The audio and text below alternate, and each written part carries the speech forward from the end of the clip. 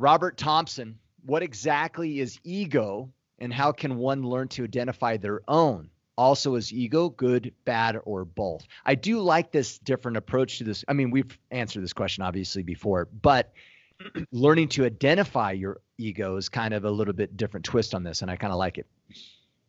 I do too. Well, ego, simply put, is an overinflated sense of competency, I would say. Now, is it? I'm going to skip the middle question for a second. Is it bad or good or both? It's a tool.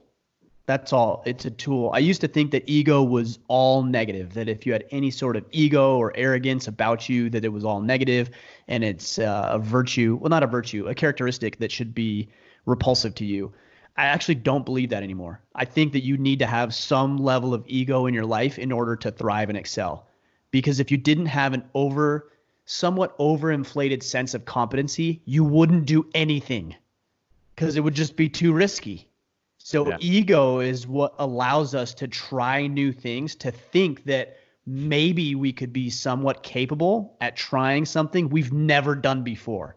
Because for example, when I started the podcast, what would give me the right to believe that I could do this thing called podcasting? I'd never done it before.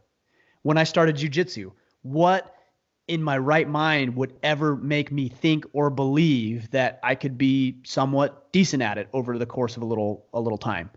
I wouldn't. So ego is needed. You need to have an overinflated sense of competency or capability. Otherwise, you just wouldn't do anything.